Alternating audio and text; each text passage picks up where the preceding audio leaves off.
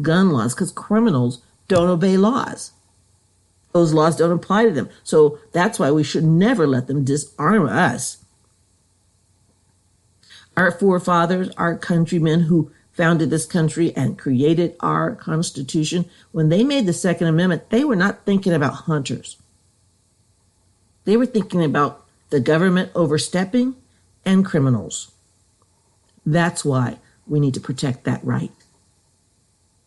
So that's what I think we should be on guard for. I think that there's going to be an upsurge in different kind of crimes than we're used to.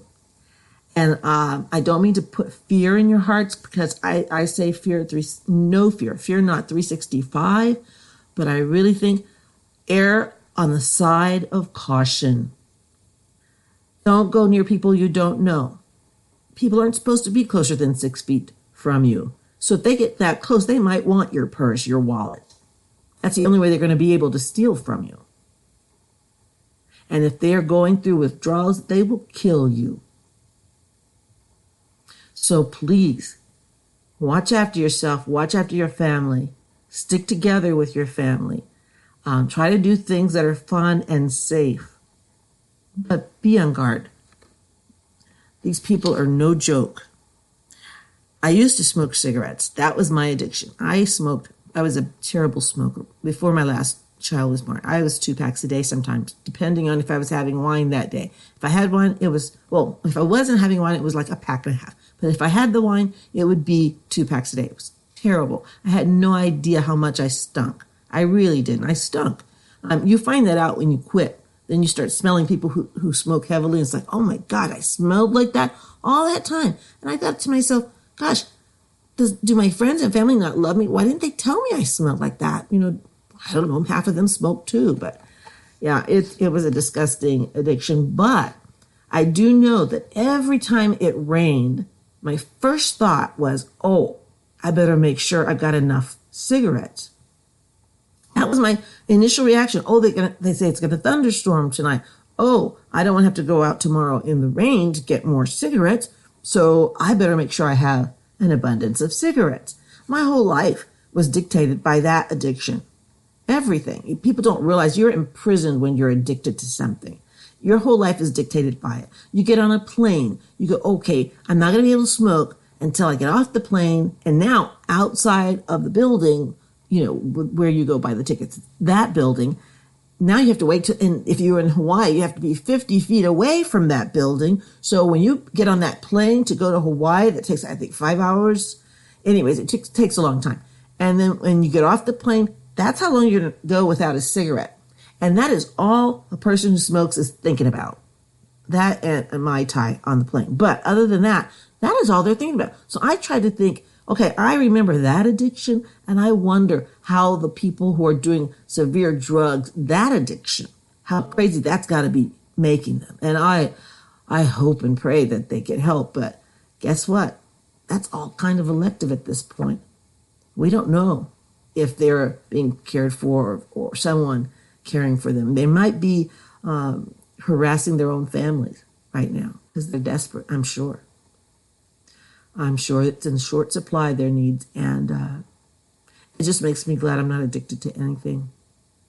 I hope and pray if you have any sort of addiction, try, maybe this is your wake-up call, try to let go, because it is an imprisonment. Addiction is. You are a slave to it. And these drug addicts are enslaved to their drugs. And they will do anything and everything to get more of it. And I know I worked in a ministry in my last church where I brought communion to sick people.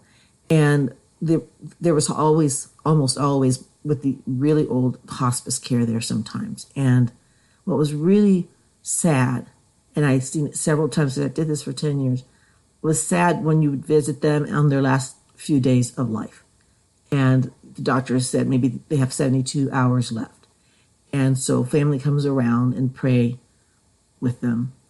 And it's their moment. And I've seen something happen several times that I know how to watch now. But usually it will be some young person not nowadays, maybe 30 even. They might look older than they actually are.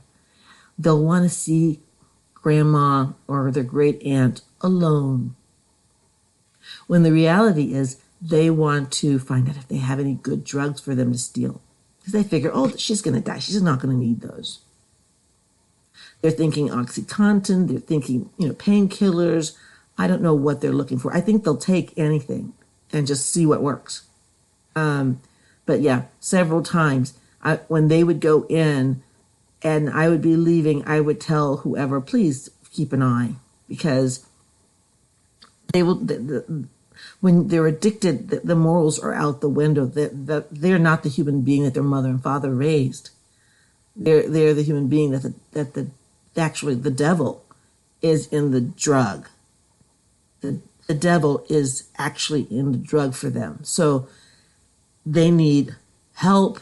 They need to kick habits, but it's hard for them to do. If it was anything as hard as quitting smoking, which I had to try that 5 times at least before I got it right.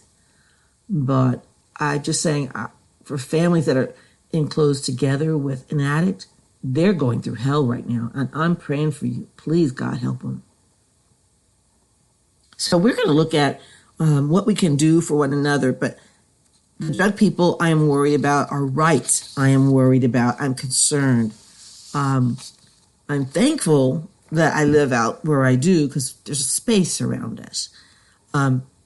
They put kind of a moratorium on building anything that's non-essential, which makes me sad for my new neighbor across the street because they're almost done with their house. They've been building for a while and then all of a sudden it stops. Well, just Sunday, I heard a lot of workers working on another house next to the golf course. So I thought, oh, well, good. At least some people are working, but these neighbors are really nice people and they were so excited. I remember when we were building our house, they were so excited about their new home. So I hope and pray for them. Well, luckily he owns a reconstruction company, where they go in and redo your bathroom or redo your kitchen and that kind of thing. And so maybe he'll be able to do a lot of the work himself. But with stores of non-essential things like supplies for building, maybe some of them are open, maybe not, but he would know. And so I hope that works out for them. But we are all on guard. Keep your eyes looking over your shoulders. Stock up on stuff. I think this is going to teach us that. My next issue I'd like to talk about is China. Again, I think we need to buy American. Serious. I'm going to talk about it very shortly, really quick right now, because I'll talk about it more later, tomorrow probably. But what I'm seeing how China is treating us, how they're dangling that carrot before our eyes, like, do what we say or you might not get the antibiotics that you've grown dependent on us for. That's what I mean by dependence. That's what I mean about addiction. America is addicted to China, and this is going to be detrimental to us. We need to be unaddicted to China. We need to reevaluate our manufacturing situation here in America. The value of the dollar is about to go down. It's not going to hurt us. It's not going to hurt us very badly because we're not Venezuela.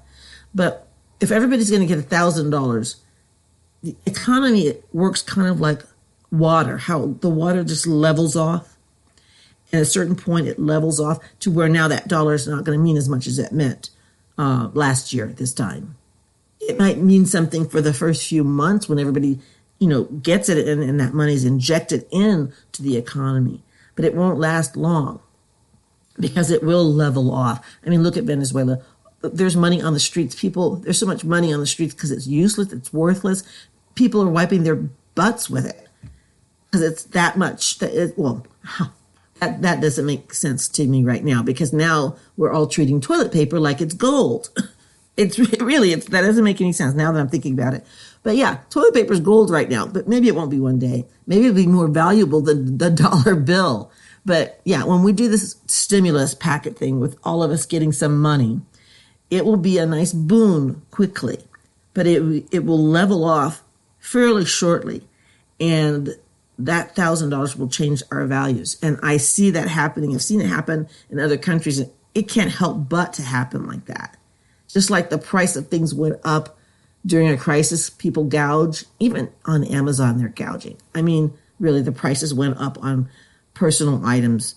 But yeah, that is something that we need to think about. So I don't know, everybody gets to do what they want to do with those funds, but I really hope that the small businesses, like the ones maybe that were about to go under, don't just pocket it and go under anyway and not rehire their workers. But I think some of them will. There are a lot of businesses that were teetering before this, because business is changing. Services are needed and manufacturing is needed. But the small mom and pop things were going away because we had Amazon and Overstock and all my favorite places to order. And so who was going into the mom and pop? I mean, in fact, Amazon actually has a bunch of mom and pop stores within it, people who sell through Amazon and through Overstock. And those people, I think they'll do fine because they're already set up. But the changes are going to happen. I think a good person, a good American will be anticipating those changes and adjusting for it. And that's what we're going to do. But keep an eye on your rights.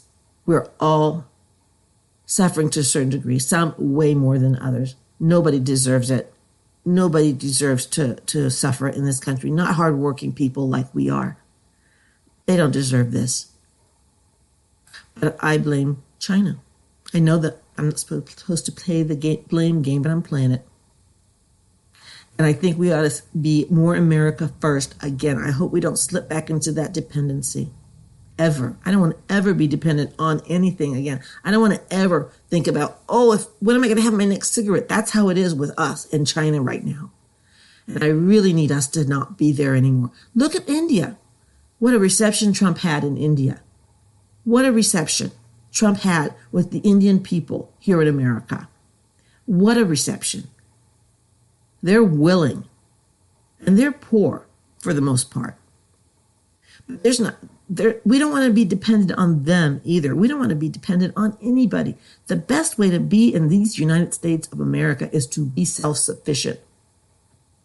That's why the preppers made so much sense. I mean, maybe some of their dialogue might sound like a doomsday thing, but hey, look at us now. The preppers are ready. They're prepared. So even if you're just now starting to get prepared, I know I have friends, my children, some of whom, if you'll open the refrigerator, they would have 1 or 2 items. I'm thinking, how do you eat? Oh, I'm going to go out and get something. So you go to the store every day? Yeah, pretty much. Well, they live in the city. So to them, that's natural. In France, I mean, my friend Genevieve, still to this day, she gets her basket and she goes to market. Well, I don't think so right now because of the pandemic, but that's how women are in France. The traditional French woman, they will get their basket. They got fresh eggs, fresh bread, fresh fish, fresh everything. And that's how they cook. And their refrigerators are teeny. I mean, most French homes I've been to, they have the size of refrigerator that we would have in a college dorm because they buy everything fresh.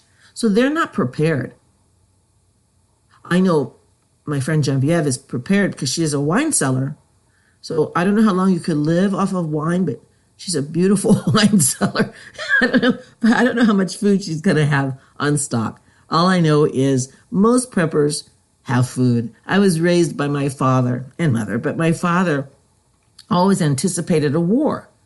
He said, we're spoiled here. We've never had a war here. We don't know if we're never going to have a war here. He says, when we were in Korea, homes, we were fighting amongst people's homes with women and children. And he said, I want to think my family's ready. And I remember when we had a house fire, the firemen found all sorts of food up in our attic that my father stored in cans, just in case. So being raised like that, I was always like that. I always thought, just in case. So I'll go shopping on a normal day before pre-pandemic, I'll call it. And I will buy a couple of canned goods that I probably don't need, just in case.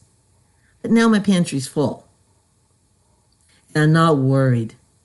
If they say you can't leave your house for 2 weeks, I'm good. But most people aren't. Because they weren't raised by Dan Knox. So I'm praying for everybody. If you're not a prepper yet, get prepping, because I